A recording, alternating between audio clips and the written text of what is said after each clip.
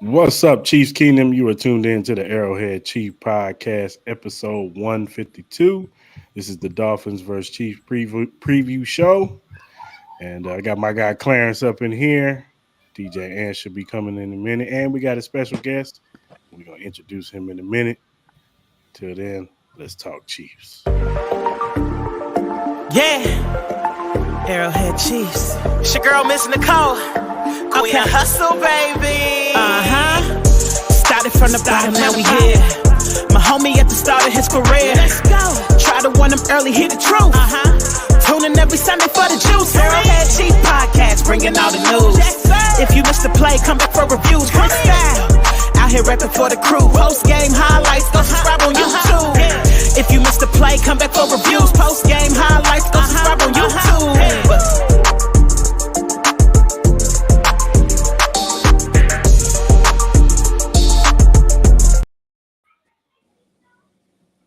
What's up, Chiefs Kingdom? We are back. Arrowhead Chief Podcast, episode 152. Dolphins versus Chiefs preview show. And we got special guests, Kingdom Kast, Tell the Truth podcast, Stay Scheming. You also see him in the Chiefs Kingdom spaces, running them. He has many hats. Yes, sir. When it comes to Chiefs Kingdom. Dmac, what's going on, Dmac? What's up, Chris? How you doing, man? Good to talk with you. Got a big game here on Sunday. And yeah, man, I'm excited for it. What's up, Clarence? Good to see you. Thank y'all for having me. No problem. Thanks for coming on. We all was late. We was all late. I was late. My bad. My laptop was rebooting. I'm sorry. My bad. I was rushing to get here from work. So yeah, we was all late. It's all good though. But yeah, man, we got a big game Sunday early morning. I gotta get up. I'm in Vegas, so I gotta get up at 6:30 in the morning. Oh yeah, you got to get up early. Woo. And this is one of the few times where that's gonna work against you. Yeah, it is. So yeah, I'm gonna have to have some Red Bulls and some other stuff, man. So yeah. Whew. But hey, you do it for the love for the Chiefs, right? Man, all right. But all right, man, let's get into it, man. Let's start off with the elephant in the room, man. You know, the Chiefs' offensive struggles, man. Now, this season coming in, we've been inconsistent. You know what I'm saying? You know, you got the Bears game, you got the Chargers game where you've seen the highest potential of this offense and how they look when they're clicking at all cylinders. Receivers is catching the ball, running, the right routes. And then you seen like the Jets game or last week's game, both games against Denver. Maybe even the first game, we didn't have Travis. You've seen the offensive struggles. Where do you pinpoint where the problem lies with the offense, D-Man? Sure. Look, man, I tweeted this out pretty much right after the game. I think it was on Monday. The majority, the lion's share for the offense not scoring as much as we've seen in years past and last year, for me, falls on the coaching staff. Got Kingdom Kast in here. Love to see the fam. So it's on the coaching staff, in my opinion, and particularly as it pertains to last week. They did not take the Denver Broncos seriously, and it showed up very specifically in the coaching decisions on third and shorts within the red zone. That is a completely different game if you convert those field goals into touchdowns early in the game. The game script is more in your favor. You're able to run the ball more, and you also don't allow the Denver Broncos to settle into their run game as well. And they also have to take a few more chances. They can't just trust that they can play field position and play off of that. And that also goes throughout the entirety of the team. I think that there were some other coaching decisions that were suspect. Talk about the wide receiver rotations, things of that nature. Ultimately, I think that you've seen, and we also tweeted this out of the Kingdom Kast account and Tell the Truth, the yardage gain, yards per play, the rushing attempts, rushing success, the actual rushing yards are all around the same mark as last year. The simple difference is you're turning the ball over too often, and some of that comes with luck, and some of that comes with some things that are out of your control. But obviously, a lot of it is in your control, and the red zone percentage is terrible as far as touchdowns are concerned. And so you flip those two things around, and all of a sudden you're back to being number one, number two, number three offense in the league. That's the question everybody likes to ask. But yeah, no, no country. That's country. That's straight up country. Can't fix the country. Sorry. No, look, and so that's for me. The lion's share falls on the coaching staff. Now, obviously, that is not to say that that the wide receivers are not without blame, that Mahomes is not without blame. Mhm. But for me, ultimately, if this coaching staff makes different or better decisions, in my opinion, takes an opponent more seriously in the red zone, this team is scoring at the output that should. Okay. Now, do you feel like, because I did a little research and I saw that in 2021, offenses were scoring 23 points a game. Last year they were scoring 21.9. This year they're scoring 21.8. Do you think these defenses have caught up with just offensive all around the board? Yeah, absolutely. I think so. This is a league-wide thing, and there's been about three things kind of floated around as far as this concerned. One, quarterbacks around the league. This is the youngest set of quarterbacks that we've seen in NFL history, and that plays a big role in that. Obviously, young quarterbacks more susceptible to defenses that they haven't seen, complex defenses that can frustrate them as well. I think that when you saw the scoring period, that was kind of a boon. Obviously, the last 10 years after the rule changes really swung in the offense's favor, after teams had kind of solved the standard cover three coverage that the Legion of Boom popularized, you could tell that the defenses have gotten more complex and more, I should say, and a little bit, they've caught up to it. They've understood what their offenses are constantly trying to do, and they've adjusted accordingly, and they've adjusted to the rules accordingly. And that generally happens. If one side of the ball in some sport is having some type of rule advantage, eventually the other side will catch up and adjust accordingly. And so you've seen that from the defenses. And also, I think a slightly underrated portion, offensive lines aren't very good. We saw during preseason, like a lot of offensive lines lack a lot of depth. And obviously, we know a consistent issue is injuries in this sport. It's a game of attrition. And the fact that you have guys in and out of lineup where offensive line specifically is about cohesion and really a weak link system in which if you have a weakness, team can consistently get after you, and more pass rushers are being produced in college football. That all kind of combines in which the defense has caught up and been able to get after these these offenses. And so, yeah, scoring downs across the league, and that's why even in all these categories in which it seems like the Chiefs are struggling, they still are top half or top 10 or top 5 in most of the offensive categories because they're still being able to, relative to lead production, be pretty good. What's your thoughts, Clarence? So if the league is seeing new quarterbacks, younger quarterbacks, at a rate to which they've never seen, what helps a young quarterback, gentlemen? The run game. Oh, so running backs matter. Okay. I just want to make sure we all understand that they still are vital in this NFL. Mm-hmm. You need them in this league to win football games. That's all I got. Continue. Especially in December and January, you definitely need the running game. Absolutely. Once it starts getting cold, that running game is very vital. They're just a dime a dozen. You can pick any of them and they'll be great. So it doesn't matter. You get a couple of them. So I've been told. These are things I've been told. These aren't things that I subscribe to. These are just things that I've been told. I think a lot of casual observers just say, "Oh, running backs are devalued; they don't matter." It's a much more nuanced thing than that. Paying a running back a huge amount of money is a difficult issue because of these guys' durability and Morpheus. Hey, he got little. I see the glass a little bit, man. Man. I like it. I like the look, Clarence. But yeah, look, he's stuck in the Matrix. Yeah. Oh yeah. Now he's stuck in the Matrix. You said in the Matrix with that comment, man.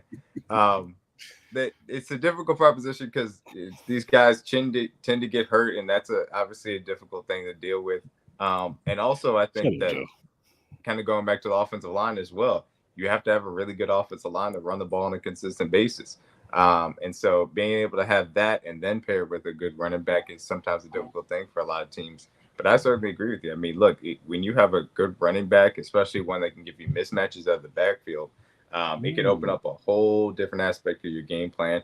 And you need to be balanced because otherwise teams will take advantage of it in the playoffs. As I always said, you can have great strengths and that'll get you through the regular season. But if you've got a weakness, it will be exploited in the playoffs and you'll be challenged on that mark. Now, I don't believe this. I still think Andy Reid is still one of, if not the best play caller in the NFL. But do you think that the defenses have caught up to some of Andy's tricks and schemes?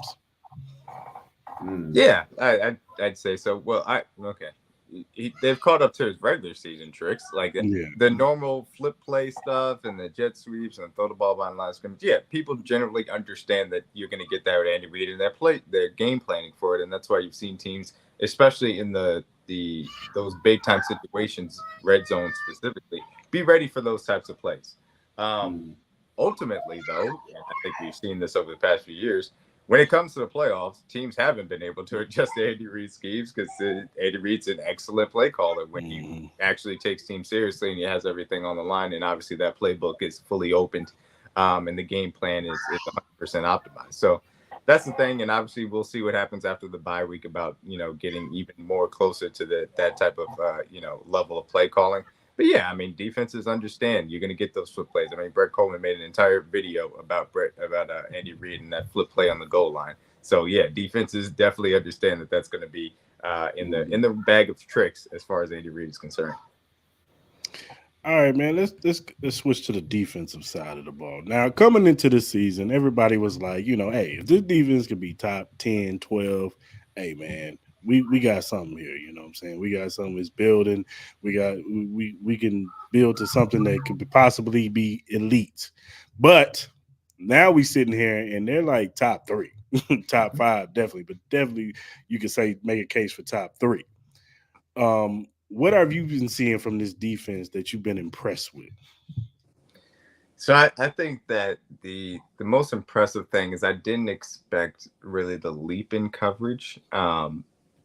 I was interested to see if we could get more creative Spags or he was just going to continue to save it for the playoffs. But it has been amazing to watch this team on a week in and week out basis. The ways in which they kind of start with a static coverage look for a quarterback, and then they can play anything off of it. I mean, they want to go robber, they want one man, too high, cover 3 quarters.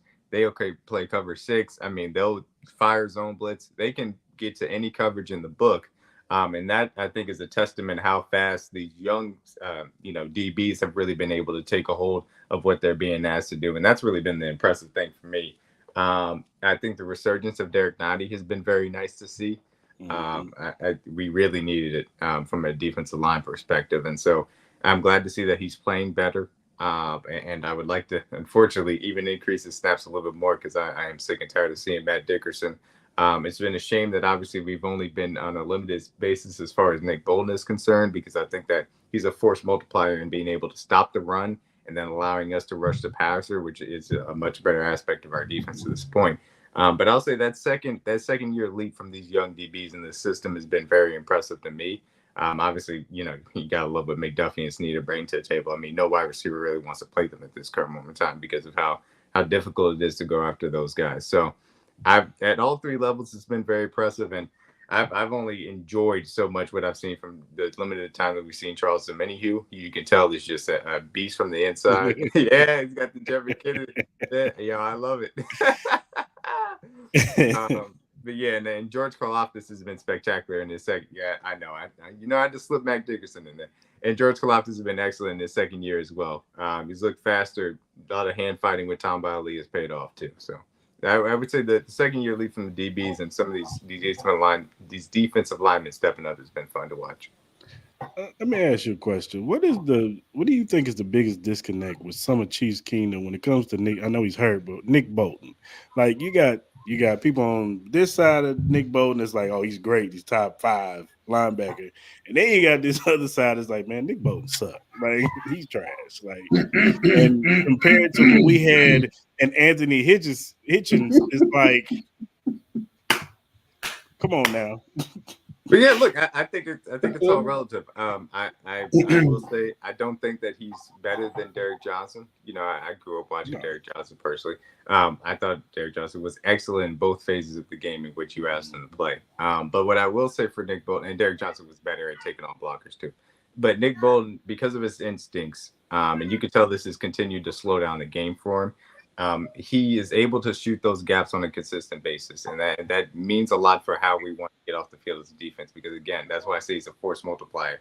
He allows the rest of this defense that is excellent to play the game that they want to play. He allows backs to get creative in coverages on third down. He allows those creative blitzes to play because quarterbacks can be confused. He allows all of this defensive linemen to put their NASCAR package out there with Chris Jones to kick outside, and you have a mini Hugh inside, and Georgia will go inside, or FAU will come on the field, and Dana.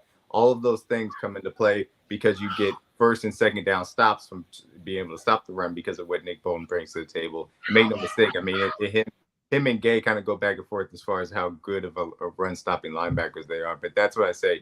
He allows those guys to come on the field and do their job at a high level. And I think that extends to Drew Tranquil, who's an excellent coverage linebacker. He allows him to be, coming to play in those. Mike Everett's being a third safety. He allows him to come on the field. So that's where I think he's a force multiplier for this defense. He's solid. He's gotten better in pass coverage. We saw obviously the interception versus the Broncos on Thursday night.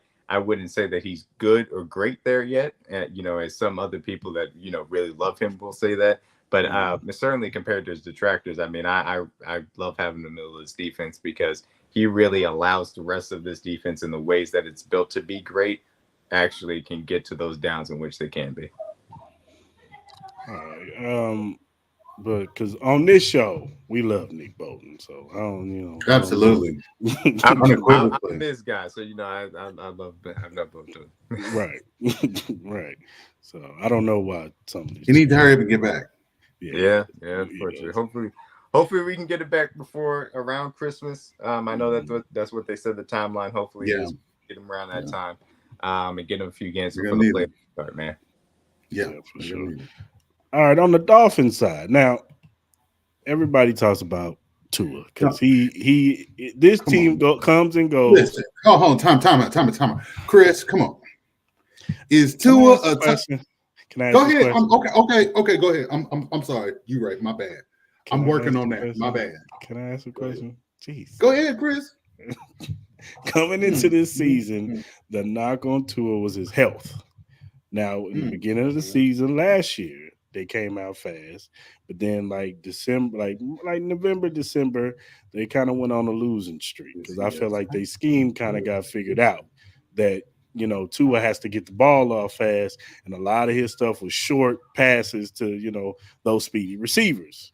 So, coming in this season now, he's he's number one in passing yards, I think he is, or something like that. He's in the top 3. Yeah. Do you think this year, not all time, nothing, this year, do you think Tua is a top 10 quarterback? So rankings are always fun to say the least, especially when it comes to the quarterback position. I'll give my description of Tua first, and then I'll have some questions that I want to ask Clarence because I think it's a kind of conversation. I always love ranking lists. Yeah. So for me, Tua, I think that obviously Mike McDaniel coming from that Kyle Shanahan system. People automatically want to compare to Brock Purdy, and it's understandable. Again, a lot of the advantages that the Shanahan system affords in San Francisco also are afforded here for Miami and Tua.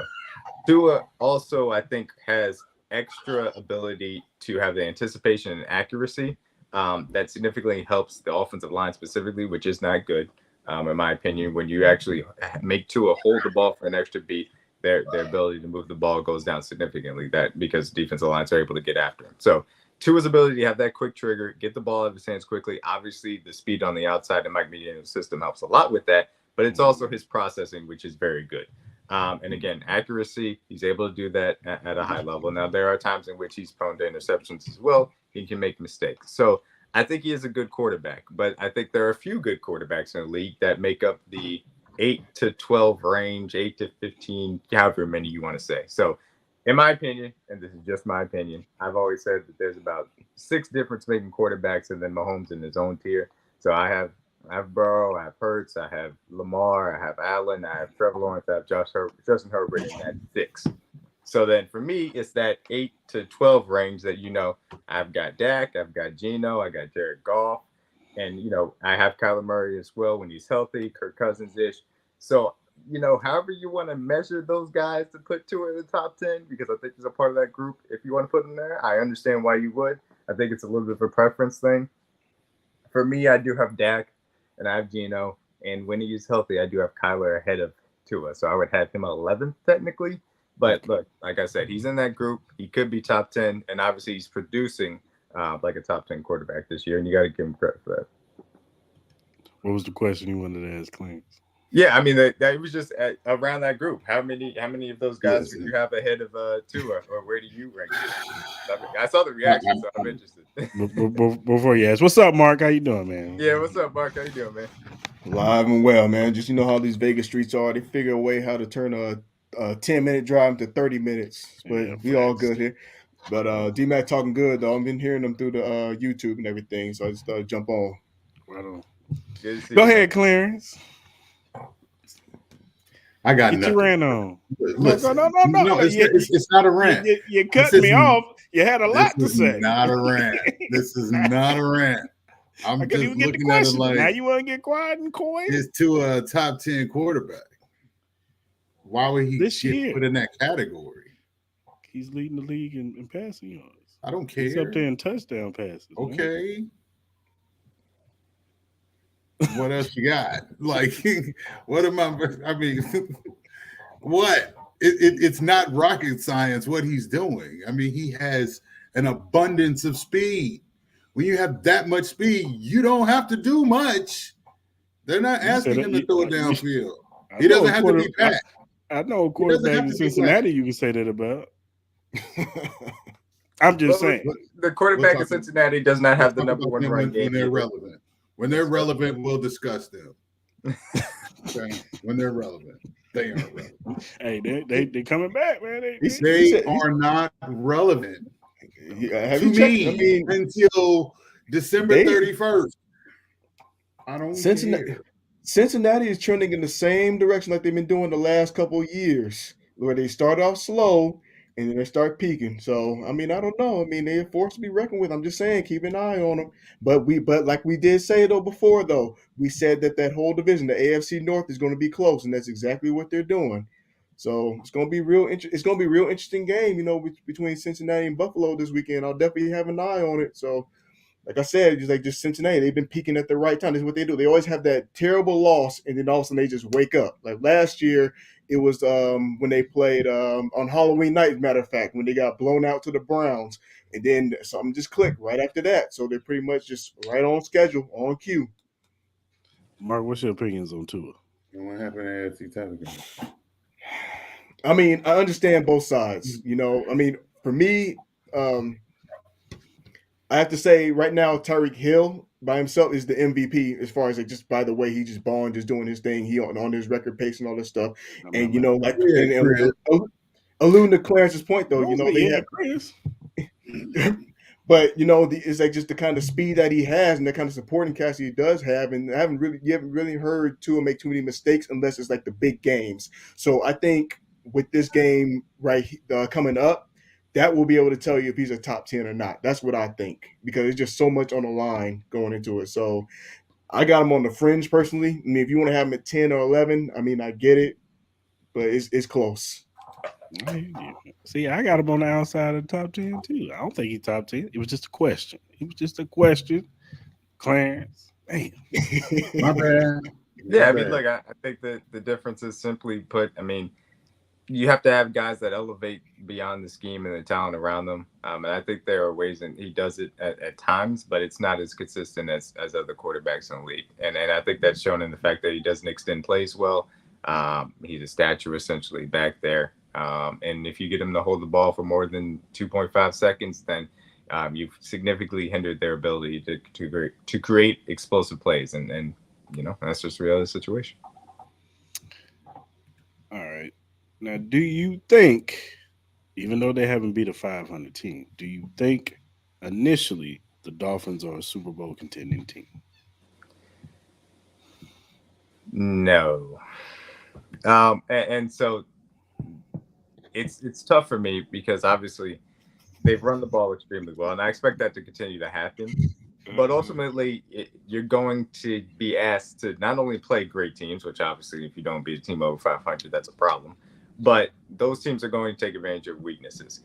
teams are going to challenge your speedy wide receivers at the line of scrimmage, and you're going to have to hold the ball for more than 2.5 seconds, and your offensive line is going to give up a lot of pressure, which Tua doesn't necessarily perform great against. All those things will happen in the playoffs, and eventually it will bite you, in the backside. It won't end well. Eventually, your defense is going to get tested in a scheme that everybody has seen to this point. Fangio's scheme has been passed around the league on a consistent basis. Yes, Jalen Ramsey is still a good corner, but he's not the all-pro Jalen Ramsey that we're used to seeing. Xavier Howard's a good corner, but he's not the all-pro Xavier Howard that we've seen in years past. I like some of the pieces on the defense, but again, in that scheme, it's been taken advantage of on a consistent basis. If you're a balanced offense, I think you can move the ball just fine against them and eventually finish in the red zone. So ultimately, I don't think so. There's a cold weather element to this, and obviously that depends on if they end up winning the division, can they get the 1 seed, et cetera, et cetera. Ultimately, though, when you're talking about teams that are excellent on both sides of the ball, I think we are. I think the Ravens are. I think the Bills will be by the end of the season. I think the Jaguars are. I don't think the Bills and Dolphins can get there, and that's why I don't think either of them will be in the Super Bowl representing the AFC. Any of those other 4 teams, I think we'll end up beating them at some point before it gets to Vegas. Who in the AFC do you feel like is a threat to the Chiefs? Yeah, I think it's those Nobody. three. I think it's the Ravens, I think it's the Bengals, and I think it is the Jaguars. Again, it's the balance on both sides of the ball, because again, your weaknesses will be exposed in the playoffs. If you don't have balance on both sides of the ball, people will be able to take advantage on some point. The Jaguars defense is playing pretty well. I think they should have got an extra pass rusher that may end up sinking them in the playoffs. We'll end up seeing. But they still have a difference-making quarterback, in my opinion, in Trevor Lawrence.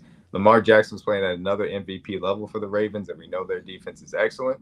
I think that you've seen that offense change in its scheme. I think it's improved significantly. I think they're certainly a threat. And we've seen the Bengals on that stage before, and you have to give them respect for what they've been able to do in the past. They still need to get some maturity on the defensive side of the ball, but Lou is an excellent game planner as far as that is concerned. And obviously their offense with Joe Burrow healthy is starting to pick up some steam. So for me, it's those 3 teams as the main threats of Kansas City. I don't necessarily think the Bills or the Dolphins are up there. That I'm not taking the Jets seriously with Zach Wilson at quarterback. The Browns, they have, we'll see what in the world is happening with Freak Man, and Nick Chubb is out for the season, so I'm good on them. The Steelers are an unserious. You call him Freak Man? Yeah, the Steelers are an unserious football team as far as I'm concerned. They're going to be over 500, but if they make the playoffs, they'll be a first one next year, Garrett. And we're definitely not taking the Chargers seriously. So, yeah, that's my opinion. Those are the 3 that are actual threats in the AFC. Pickett is trash. Yeah, He's so bad. He's so bad. My goodness, that was painful to watch. I don't understand. I don't know how many times he overthrows somebody or throws it too high, and the receiver is wide open. And George Pickens, man, Jesus, man, I think there was some crazy stats put out there though. They were saying like that they have been outgained in the last 5, 6 some odd games, and yet they're still winning. I mean, that's just credit to the defense. But I mean, for me to suffer and watch that was painful to watch. Yeah, it was terrible. They have been outgained in every game this year, and they're over 500. How? If you flipped every 1-score game that they've been in, they'd be 0-8. Mm-hmm. They still. I don't know how Mike Tomlin does it every year, but he just gets the team to be over 500. So shout out to Mike Tomlin. He galvanizes the troops all the time. Every single time. I don't know how he does it. And you got TJ Watt terrorizing everybody. It's just there was like an underdog fantasy thing where it was like over under, but they like made it a boost or whatever, so they give you a free space of George Pickens having more than 1 receiving yard, but he finished with -1, so technically he didn't hit the boost. So it's just funny. Terrible. Damn. It's funny. Put $20 on that day, man as hell. You can't get one. Can't get one. Nope. So going into this game, who do you think needs this game more? This is easy for me. I've watched the Chiefs in 2021 be god awful under, I think it was like 18 points for a 6-game stretch, and just look completely lost as a football team, barely squeaking out wins versus bad teams and losing to really good ones, getting blown out by good ones. those Bills and Titans games, and still ended up in the AFC Championship game. If you lose this game, you go into the bye week, you make the adjustments you're supposed to, you come out, you beat the Eagles, and all of a sudden it's like, okay, well, we already know the division's been locked up for like 3 weeks now. We're moving forward and keep on moving. We'll see what the Bills can bring to the table and the Bengals later on in New Year's. Miami not having that win over 500, trying to prove to themselves that they can compete in the AFC. We are obviously the standard in the AFC. We've been that for the last half decade. This to me is a big game for Tua in this squad, and obviously Tyreek Hill as proxy going up against his former team to really prove to themselves that they can do this. There's a reason why Connor Williams is coming back to practice and trying to get into this game. There's a reason why Teron Armstead, who hasn't played in a while, is practicing on that knee and trying to play. There's a reason why Jalen Ramsey came back last week so he could be ready for this game. These guys want this game badly, and I understand that. The Chiefs have to go across the pond and actually bring a mentality of taking this team very seriously because they are dangerous because of their offense.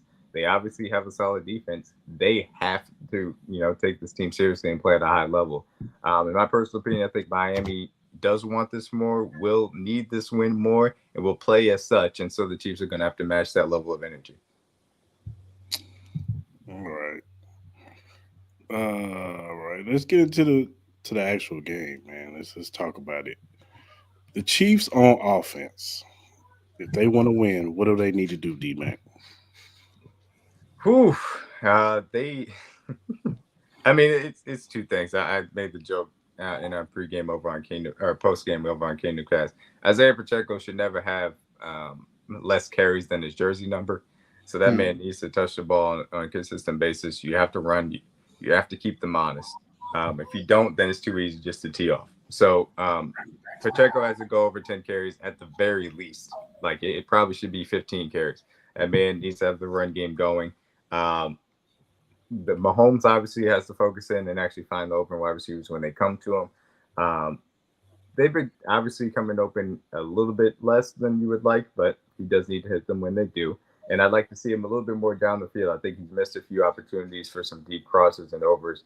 And that this team does kind of need that pressure release valve at a certain point to create a little bit more big plays as well. Fangio's defense is very good at preventing those big plays, and so that's a little bit of a a rock and a hard place for this offense. But they got to find a way to create them.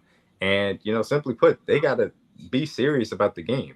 The turnovers, the sloppy play, dropping the ball, obviously terrible play calling.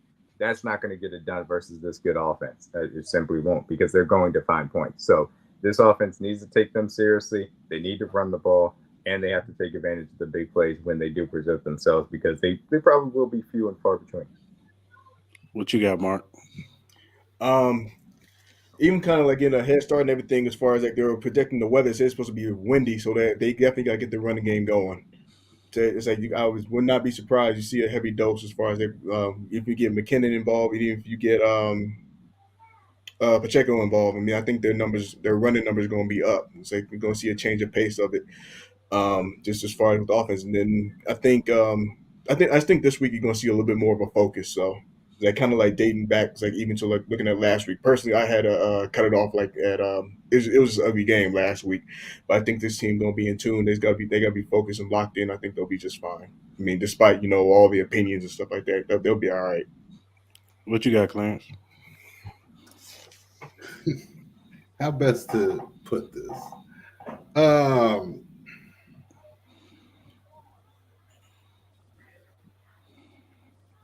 I honestly believe that the lack of communication that we see, I don't think that it's a major problem. It's hard to go back to back. It's a tall task, and these guys are trying to stay as healthy as they possibly can be until they can get to the end of the year and play some good football and trend into the playoffs. With that being said, I think Rashee Rice's numbers should be up this week. I think Travis is going to be Travis. I don't think MVS fumbles a ball or is not coming back to the ball the way he did last week. So, I mean, I think it's business as usual. You can't deviate from your identity too much. Mm. You know what I mean? While we may say it's good to get the running game going and to really like grind it out, yeah. But at the same time, that's not their truest identity, right?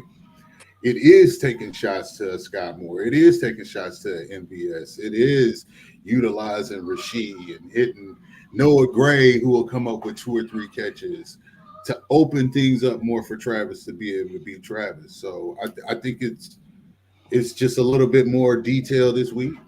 You know, everybody is on their ass, so they're like, okay, let's lock in, let's be us, and let's do what we do. You know what I mean? Like there's no panic. They good. Everything will be fine.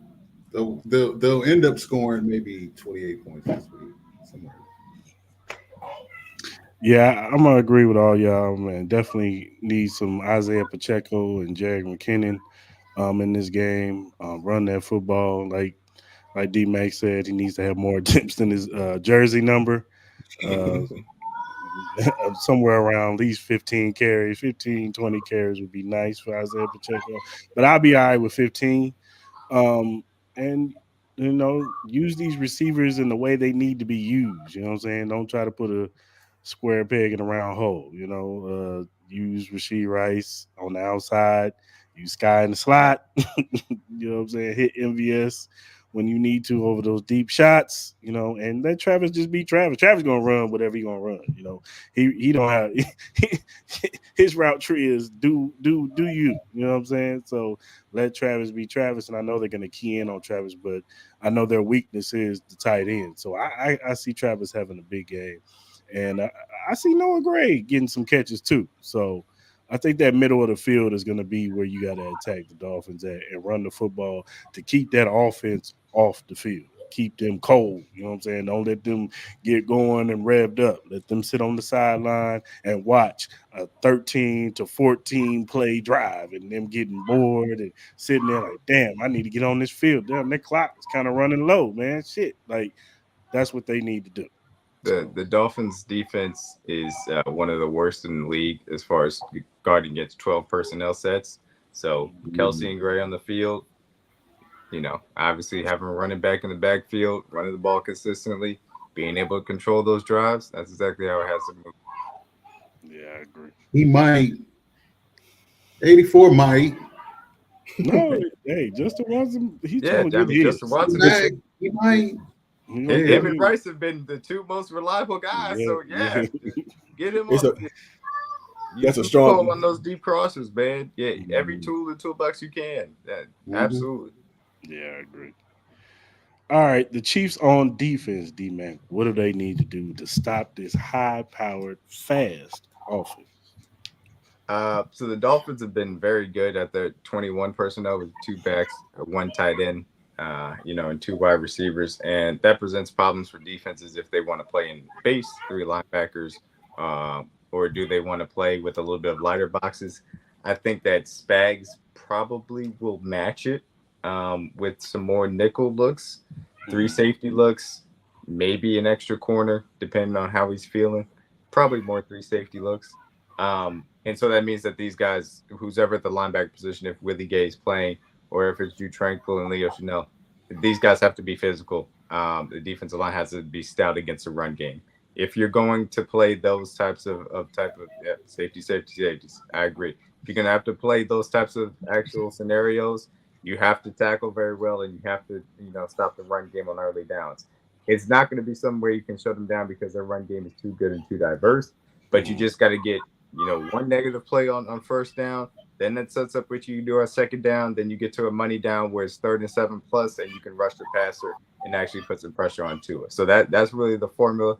You got to get 2 to 3 of those a game, or 2 to 3 of those a game, where that drive really sets up for you to have those 3rd downs where you can rush the passer significantly, and you can force turnovers out of those, or you can force some type of negative play and get off the field with it. So as far as I'm concerned, this defense stopping the run, specifically if they go those 21 personnel on early down so that they earn the right to rush the passer. That is the massive key because I believe that this defense can corral the speed as far as the passing game is concerned and put pressure on Tua, especially because I don't believe in that offensive line. But they have to earn the right to get to that point. What you got, Mark? I agree. That's what exactly what I'm looking at because when they played Buffalo and that O line is still not healthy of Miami's. I mean, if you just take advantage of that and just run them over and make them try to execute quicker than what they're accustomed to, this could be a long day for Tua. So that's just where the battle is, right there in the trenches. Will Chris Jones be in a situation where he's going to be able to take on a backup and everything? I'll take Chris Jones every time, even if it was a starter. But it's just the reality of it. Just as far as with the packages and everything, I expect Karlaftis to even step up and have. He had a pretty good game, like despite last week. As far as some of the things that I saw, but it's like if it's just putting constant pressure and everything and taking advantage of those backups that they have in Miami because they're clearly not healthy. It could be Buffalo 2.0 all over for Miami. They just got to be disciplined versus the run as well. They cannot get fooled by the eye candy. They have to hold that edge and not make it easy for them to get around the corner because that speed will kill you if they do. Yep. What you got, Clarence? I mean, it's more the same. Linebackers got to run this week, though. You know what I mean? It's a huge ask, but they're gonna have to be moving out there. It's a lot of speed, You're talking about it at the running back position with Raheem Mostert. You know what I mean? He gets to that edge and he can take one to the house just like that. Jalen Waddle, just like that. Of course, just like that. You know what I'm saying? So they got to run this week, and we got to get pressure. You know what I mean? Get pressure. Get your hands up. You know what I mean? Don't give him the ability to see, when he has to drop back and make a throw from the pocket. Make it as difficult as possible for him. It's much like with any quarterback, right? You put pressure on them, and they're not going to perform well. And we know what Tua does with pressure. So, absolutely. Yeah, I agree. We got to try to make them somewhat one dimensional. So now the defense can pin their It's not ears hard to back, do. rush the passer. And another thing with Tua being a short quarterback, these defensive linemen, Karlaftis, Minu, even Chris Jones, they're good at tipping the ball at the line. So if they can get a couple of those pop balls up in the air and possibly get an interception, that would be nice. And of course, these safeties, man. Justin Reed, boy, he is a key in this game because in the running game and in the passing game. Because boy, if he's not where he's supposed to be, guys gonna be hitting their head on the goalpost. So he's a big key in this game because Dmac knows he's not particularly on the Christmas list for Justin Reed. but whatever would suggest that though. These safeties got to put a cap on it, man. Because I'm telling you, seeing them deuces a lot if you do not get your depth that you're supposed to. These guys have the speed that they will happily get after you with, and Tua will not shy away from letting it go deep if he has to. He's actually been pretty solid about it this year. Justin Reed has to show up. All the safeties do. They got to be able to be physical in the run game, especially if you're going to play with those light boxes, and you got to be able to keep the cap on the offense. For a reason. Oh man, yeah. It's all good though. But no. Also, your point about the batted passes, it's not. Some of it is also if you don't get home on the long pass rush, get your hand up and hopefully you can buck it down. But also, just on these quick passes that they like to do on early downs, just to kind of keep you honest, get your hands up, please do, because obviously they're trying to make sure that the offensive line doesn't necessarily have to block on that. Get your hands up, get in those windows. You can bat something down. That counts the same way as a run stop does on an early down because that helps you set up for a money down later on. That's a little bit longer for them to convert on. I also think Mike Edwards is big in this game too. If he can get a interception or something like that, that would go a long way in this game. So everybody has to do their job on defense. Nobody can be the star. Do not fall for the ugly ass jet sweep motion. Don't fall for that action. Don't bite. Just do your damn job this week. Just do your damn job, and everything will be fine. Right. Because it's coming. What's the key matchup that you're looking at, Dmac? Well, I'll say for the Chiefs offense, the key matchup is really, I mean, this is a team that hasn't necessarily, stopped the ball well as far as Miami is concerned, or stopped the run well, I should say, as far as the run game is concerned. So the interior of this offensive line should be allowed to dictate and dominate this game. They're allowed to. I feel pretty confident in what the Chiefs offense can do. If you don't allow them to keep moving forward, you're putting them at a disadvantage just allowing them to pin their ears back. Chris Williams is a really good interior defensive lineman. Jalen Phillips and Nick and Bradley Chubb, I should say, are really good off the edge. You cannot allow those guys to settle into just coming after you all day. You have to run the ball, challenge them up the middle. Their linebackers are not great as far as I'm concerned, even though Long is fine. I think that you can get after them. So, in my opinion, the interior of that defensive line for the Miami Dolphins, the interior offensive line for the Chiefs is a big matchup as far as offense is concerned. I think everything kind of falls in place when the game plan is correct, and I think it will be this week. And I think you see a much better Mahomes focused, getting after it this week, not being affected by the flu. As far as the defense is concerned, I mean, look, it's that Dolphins run game, man. Because if they get that going, then everything else can flow off of it, and it makes it incredibly difficult to get them off the field. So, the interior of this defensive line, really the entirety of this defensive line, the way they like to get to the edge, the safeties and the linebackers, just the entire spine of the defense has got to show up big time for the Chiefs this week. I think that the outside skill players, the corners, will be fine in the ways in which they can scheme them up. I think, generally speaking, the pass rush will be great when it is allowed the time to actually get after Tua. You just have to earn the right there, and it starts with the spine of defense versus the run game of Miami Dolphins. What you got, Mark? I'm gonna take the same page like I said a couple of weeks ago.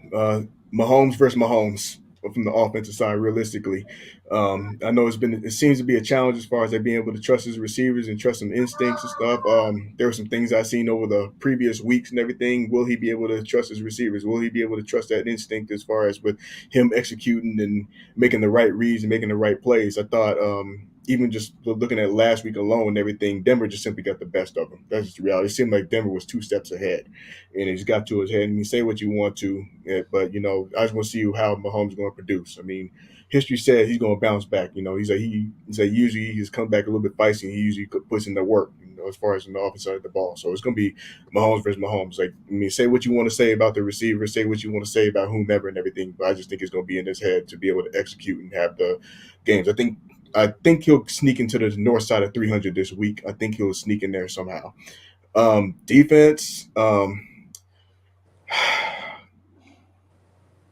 Tranquil, and how he's going to fill in and what is going to be his role in contributing to that stopping that run. That run scares me for Miami, and even so in recent weeks and everything, what we've seen for some of these rushing these other teams getting their rushing game, we've seen them break a couple teams break some big runs. Even going back to the Charger game when there was a big run, they exploded for like 50 some yards and everything. I'm like, okay, that's something I didn't see the year before.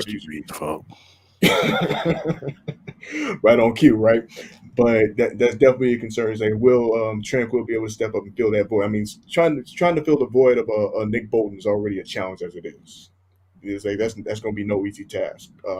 Can Tranquil rise to the occasion, everything, and step up and be that guy? Is to be able to make sure that everybody's in the right position doing what they need to do, and just holding it down in that spot. And can they contain the run? Because Miami, if they get that run game going, like you said, the goal is you would like to see them get to one dimensional. They can get them to one dimensional, that can cause problems.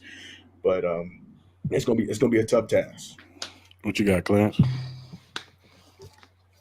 I mean, key matchups. That's tough because it's just them. You know what I mean? Everything that needs to be done to win this game is in house, right? Like, I don't get worried about the opponent.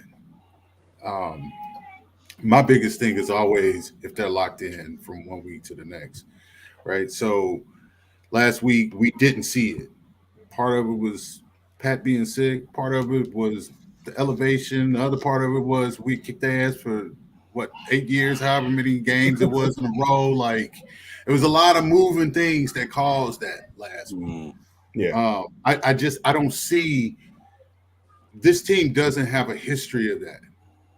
You know what I mean? Like once, and it looks bad, it sounds bad. Once Tyreek left, like everything kind of shifted. You know how the team operated, how the offense moved was different. You know what I mean? So I think it's locking in more to the details, which they know how to do. You know what I mean? Like you don't win 2 Super Bowls without knowing how to prepare and prepare correctly, right? So this week they understand where they are in the AFC. They understand what's at stake, and they understand they can't drop this game. You know what I mean? So you expect them to come out and ball out. You know what I mean? I don't see anything that the Dolphins do defensively that gives me worries. I mean, yeah, they got the speed on their offense, but I mean, we got decent corners, dog. Like our corners ain't no slouches. You know what I mean? Like, so for how fast Reek is, like, I mean, he is a human though, you know, and he was here. Spags knows how to scheme that and scheme it correctly. So I'm not worried. I just don't. I don't. I'm sorry. I mean, on offense, can these receivers get separation from these corners? I mean, bottom line, can they get enough separation for Pat to do what he need to do? You know, in this offense, and on defense, can these linebackers and these linebackers, all the whole defense has been really good in tackling this year. That's one thing that I'm really happy with this defense because usually they start off bad in tackling. Like somebody always they'd be right there to tackle somebody, and the dude would just slip out and go for 30 yards. So they've actually been really good at not letting guys do that too many times. So I expect them, to be good at tackling, even if they catch, Tyreek Hill catches a pass over the middle.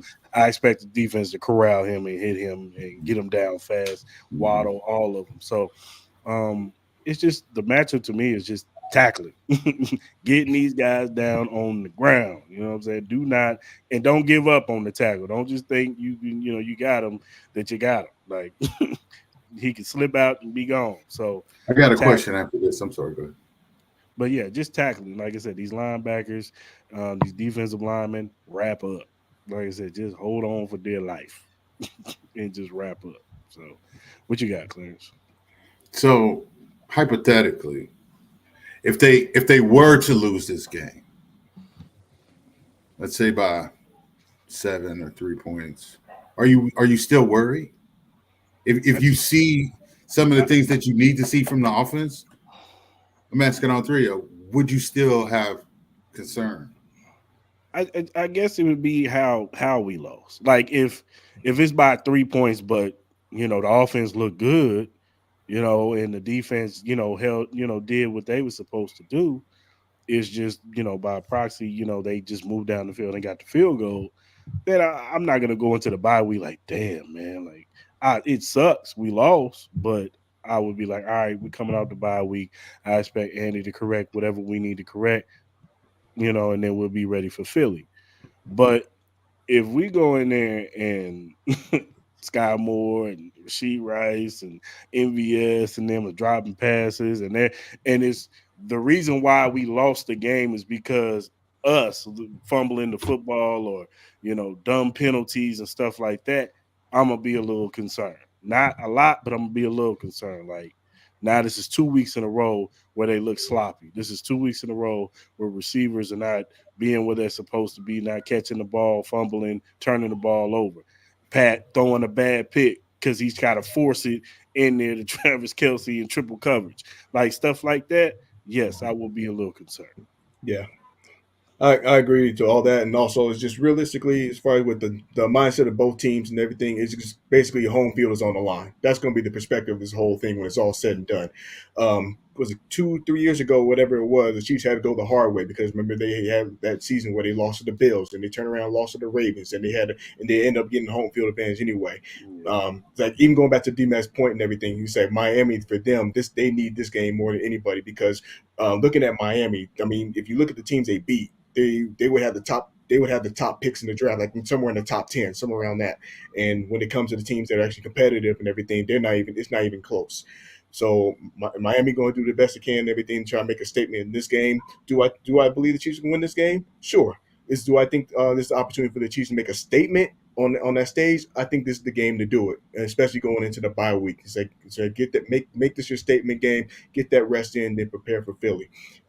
Even with it's like Chris was talking about and everything is some of the things that we're starting to see.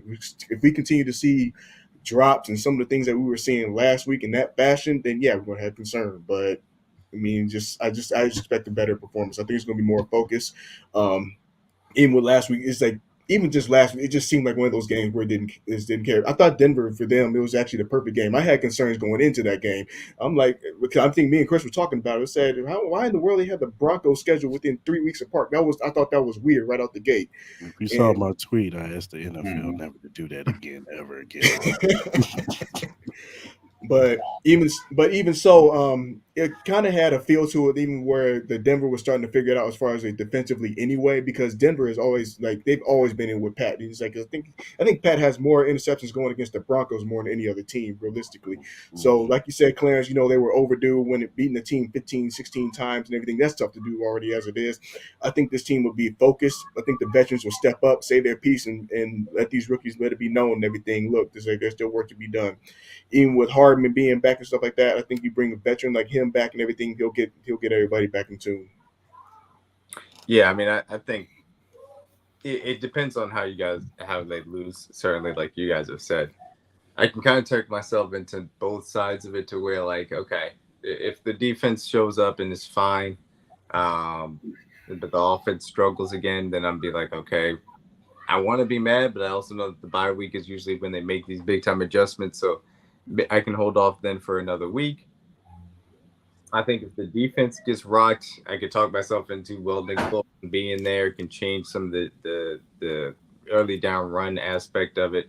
I think if you see them actually convert a lot of like third and long, that would probably be the biggest point of concern because obviously this will be the best offense that we've seen to this point. So if they're converting a lot of third and longs, that would be a point of concern. If the offense just seems lifeless again, like they aren't responding to what Andy Reid apparently lit into them, that would be of concern. So I would say those would be the only 2 points of concern should things go. But I mean, if they lose a close game, I think I'm going to chalk it up to them losing to a good team, and we'll go into the bye week and make those adjustments personally. But those would be the two things that if I see them convert a lot of third longs on this defense, and if this offense looks completely lifeless again, after, Mahomes led into the team and Andy Reid led into the team and Travis Kelce's public comments, those would be points of concern to me, even though I think that it will be better at the bye week. Right. Who are a couple of key players in this game? Dmac. Look, you could pick a whole bunch of players. I'm trying to stay away from usual suspects because I really do think so. Usually when you've played some big Fangio defenses in the past, you've really been able to get around them with some speed. I think that if you can work Mecole in here this game, I think that would be a very nice thing to be able to add back to the offense. I think they could really use that. So I'll say Mecole on offense. I mean, I could also go protect and Noah Gray, specifically in those heavy personnel sets. So I'll go Noah Gray and Mecole. You can add that speed element, and Noah Gray can have a good game at second tight end. That would be very nice to see. Defensively, I mean, it's Derek Nandi, it's Drew Tranquil, it's Leo Chanel, it's Willie Gay. It's obviously all three of the safeties from keeping a cap on the defense and from actual running the pipe and being able to play some run defense as well.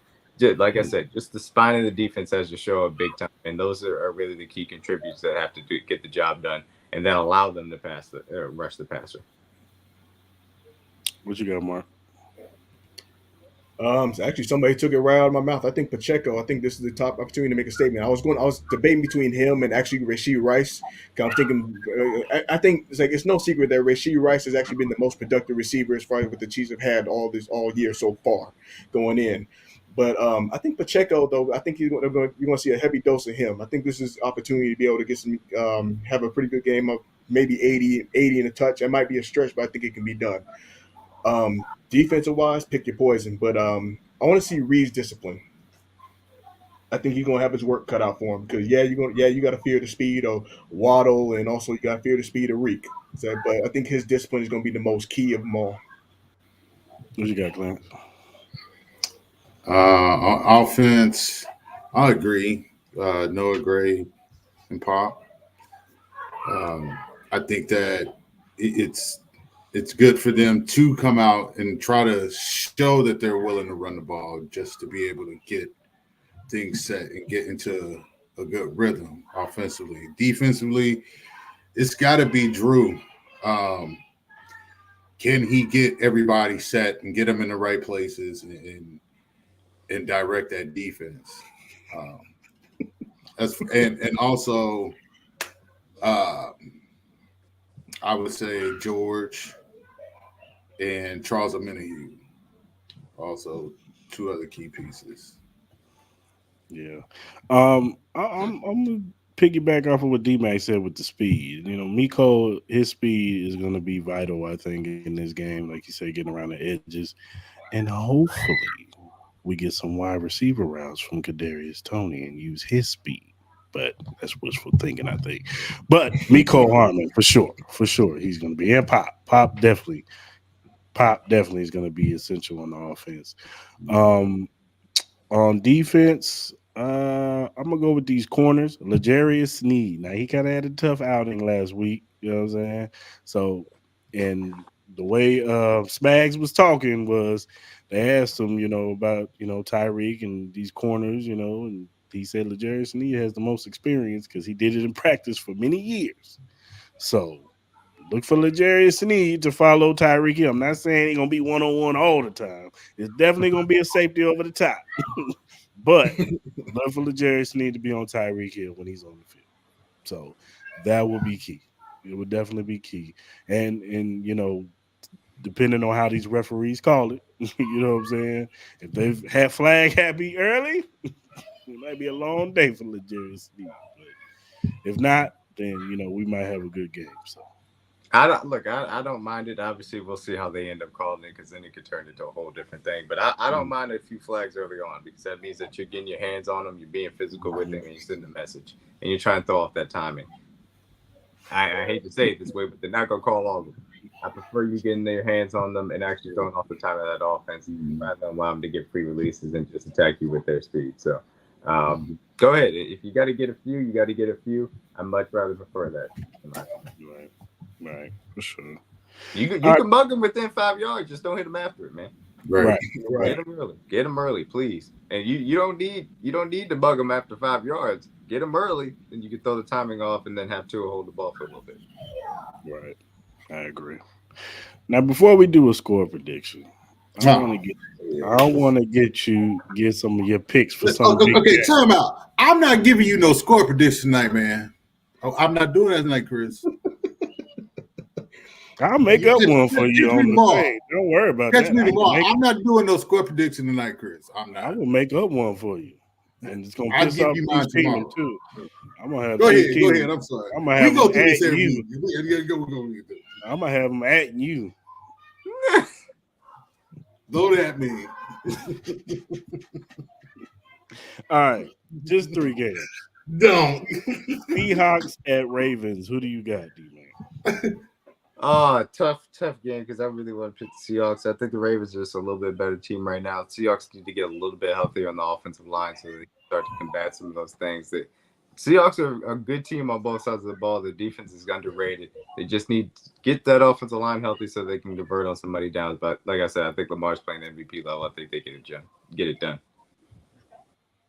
Cowboys at Eagles. Who you got? I think that the Cowboys are just in that second tier of the NFC right now. I think they're missing just a secondary target as far as that offense is concerned. We'll see if they can get Brandon Cooks a little bit more involved. I like, we've seen Bland step up for him, obviously Gilly, but they missed Diggs, and he was a really good player for them. Micah Parsons tends to, some way get neutralized by a really good offensive line in the ways in which the Eagles generally run their offense.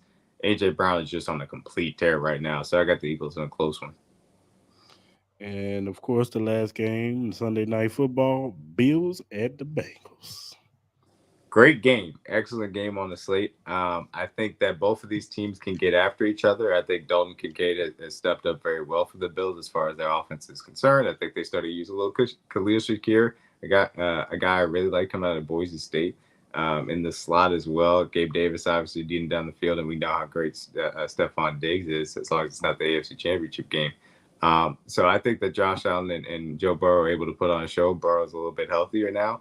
I think that the Bengals defense is just a little bit better at this current moment of time than the Bills defense. And so the Bengals get the win in a very close and fun and entertaining game on Sunday Night Football. All right. And what is your score prediction for our game?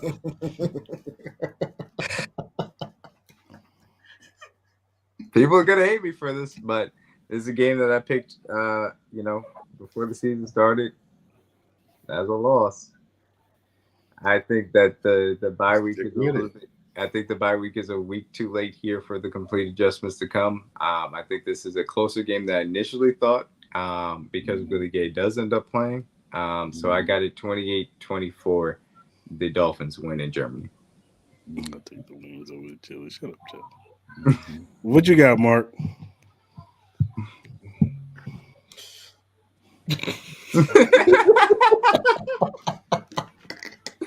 I feel so bad because Chris hit me up. He was like, "Yeah, we want to have you on the show." I was like, "Damn it, he's gonna have you on the week that I'm gonna pick him to lose." And look, I would love to be wrong. I would love to be wrong too. I would love to be wrong, by the way.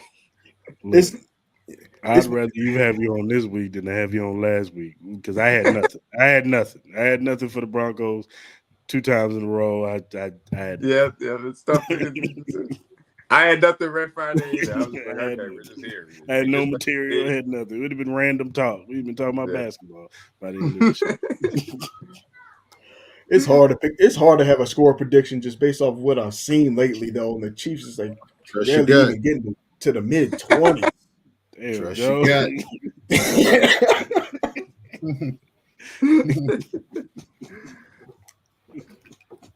I'm gonna be optimistic and say 28-27.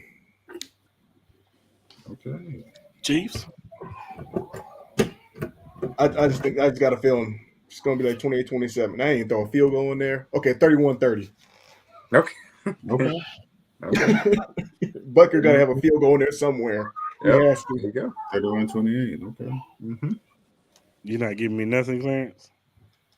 I told you I'm not giving you no score prediction tonight, Chris. Don't back it. Come on, Don't man. do that. No, silly goose. Give me your odd scores. You be having these odd numbers and shit like 29 to. It takes a lot. Listen, and I'll be close, man. So you need to chill. I'll be close, bro. No, I'm not. Numbers, man. I'm not. It's Friday night. You're not going to stress my brain tonight. I'm not doing this. Not going to do it, sir. Nope, absolutely not. I'll give you one in the morning. I promise. Let me ponder this. And I'll give it to you in the morning, dog. I got you, bro. Sleep on I always come through for you, dog. I give you the score, man. I got you, dog. I'm going 28-24. Chiefs. So you just basically flipped Dmac. Yep. Yeah, he said the same thing. Okay. All right. You feel and you feel confident, right? I'm sorry. No, that's not tonight. First of all, Nani, that's not tonight. That's every show. I'm working on it. You're just getting introduced to Clarence. I'm working on it. I got nothing. I love it. It's too much. But it works. You know, it's too much right now. I'm the neutral one. You know, and Clarence is like the intense. You get after you. DMX. I'm Nas. You know what I'm saying? Nobody asked you, Joe. Don't Nobody know. asked you nothing, Joe. Joe, no. Yeah. Nobody asked you nothing, Joe. All right. Well, Dmac, appreciate you coming on the show, brother. Definitely got to come back later on in the season. Definitely a pleasure, brother. Appreciate your time, man. Thank you for your time. You know, somebody might be watching this, don't know, you know, where to follow you at. Tell people where they can find you at, everything, all that good stuff. Absolutely. Thank you guys for having me. My Twitter's right there, or X is right there. Dmac Wake 316. Find me over there. We host Red Friday Spaces every single Friday. Usually around 6 p.m. Central Standard Time. We'll be on there. Find me on Kingdom Kast. Do those every Thursday night, 9 p.m. Central Standard Time, as well as, or 8 p.m. Central Standard Time, as well as our Tell the Truth podcast, which we do every Tuesdays. Me, CJ, DG over there on Kingdom Kast accounts as well, man. I appreciate y'all for having me on. No problem. It's a pleasure, man. Thank you so much for your time, bro. Appreciate Thank you. Happy to be here, man. Good chop it up with you guys. Peace.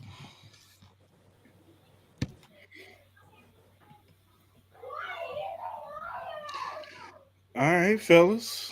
Good stuff. Another great show in the books. Good stuff. Clarence, I was on you. I'll feel you on the score prediction. I'm like, no, why I gotta do that on a Friday? Come on, man. Just go back to the whole Travis situation Friday night, man.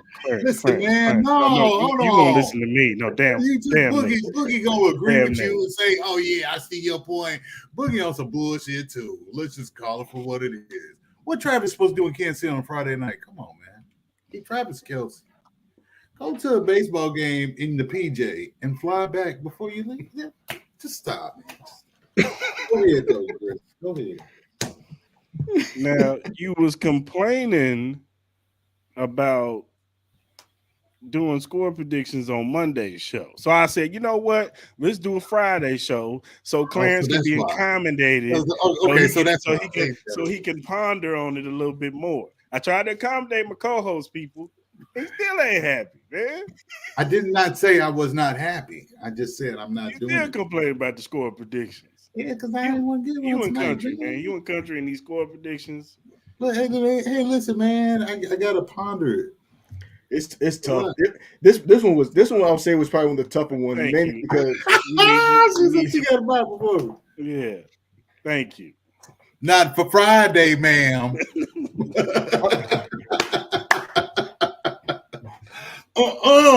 Not on a Friday.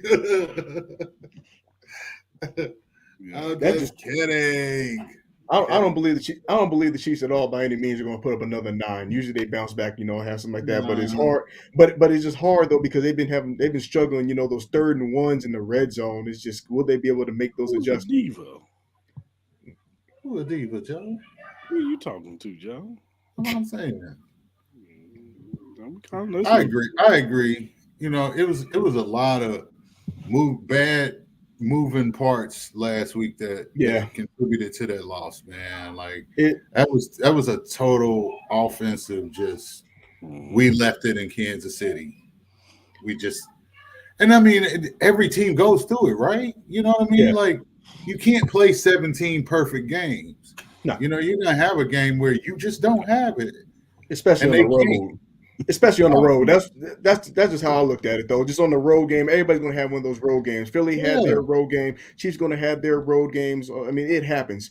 It's just even so. The reason why I turned it off is like as far as at halftime, I was like, this team does not look like themselves. Anybody that's been watching the Chiefs long, it did not look like a team from the start at all. Just looked like themselves. And you don't beat teams having 3 turnovers in the first half, or especially on the road, you can't afford to make those mistakes. I didn't watch the second half until like the day after, and they ended up having 5 total. I'm like, yeah, this team just didn't have it. I mean, just throw this away. I'll probably say this is probably like the second worst game that Mahomes in the Mahomes era. That's just what I think. The worst one was the Tennessee game down in Nashville. That was just horrible. But they just ran into a juggernaut in Denver that just had the number and they were just 2 steps ahead. The way that they were playing, the way they were executing. Even so, I think one of the guys on the Twitter accounts, he was posting some of the stuff that he was just scheming them up as far as with Mahomes. It was just the right day for Denver, point blank. Yeah, I agree. I agree with that wholeheartedly, fellas. They didn't take that game serious, man. Mm-hmm. All right, fellas, let's go ahead and land this thing. Shout out to our affiliates, Glitch Energy Drink. The Barry If Bonds you're a juice? gamer, if you're a gamer, if you work out, or you just need a little energy to get you through the day, man, go to glitchenergy.com. Check out some of their product. They always got some new flavors and stuff, popping right now. I think they got something called Cherry Bomb right now that's popping right now. So go ahead, click on it, look at their products, some of their energy drinks, order something, and guess what? Put in that AH Chief Pod, you get 10% off. We saving your money, people. That's what we do over here at Arrowhead Chief Pod. And if you look down at the bottom and see the link, emqpodcast.com/locker-room. If you click on that link, you'll see the locker room access of all the podcasts under the Every Morning Quarterback umbrella. They got a Patriots one, they got a Jets one, and they got ours. Arrowhead Chief Podcast. Click on the banner. You see all our episodes from the past to the recent ones. Go ahead and get caught up on the past episodes so you'll be in tune with us. You'll be on the same page with us. You know what I'm saying? And do us a favor. If you're in the live right now or if you're just watching the playback, hit that like button, hit that subscribe button, hit that notification button. So when the lives pop up every Friday and Mondays, you'll be ready to go. Let us know you care. You know? He's stupid. My bad, man. I'm sorry. Totally out of my character. I'm sorry. We prickly. You gonna be okay, Joe? Keep on, Joe. You wild. All right, man. Joe. And you was bugging yesterday with these Leon should be getting Dion, man. Come on, Oscars. Come on, man. You need to sit down. Nothing else better to do with his time yesterday. He was wild. Think the dumb shit. Leon. I don't even want to hear Leon and Denzel in the same sentence. Then you must be Jimmy Walker. That's like saying Jay-Z and Chingy are in the same sentence. Yeah. Like, we gotta stop. You gotta stop that, Joe. That's nasty work, Joe. But yeah, go to that website down at the bottom. They also got a podcast themselves, Every Morning Quarterback. Check it out. They talk about everything league-wide. They talk about college football, too. There's some big college games coming on tomorrow because Missouri's taking down Georgia, baby. Woo! Are we almost done? No. Okay. Damn. Tough crowd. We almost done. I don't want to hear about Mizzou. Shout out to KU. I'm gonna give them their respect. Shout out to KU though. Shout out to KU. You don't shout out Mizzou. No. Can we finish, man? Yeah, listen. Hey, listen. I don't want nobody. Don't at me about Mizzou. Okay, that's Chris's thing. I leave me out. Do you want to pull up the group chats? You and Ty attacking me all day. Listen, those are sacred. You and Ty attacking me all day with your KU rhetoric. Those are like Vegas in a lot of ways. Whatever streaming platform you use, we're available on Spotify, Apple, Google, iHeartRadio, whatever streaming platform you use to listen to your podcast. Chief Podcast is on there. And whatever social media platform you use, you will see it, but Clarence is covering it up. AH Chief Podcast. You can follow us on Twitter, X, whatever you want to call it, Instagram, Facebook, TikTok, Twitch, Threads. We on everything. Except for Snapchat. Stay away from Snapchat. Stay away from that.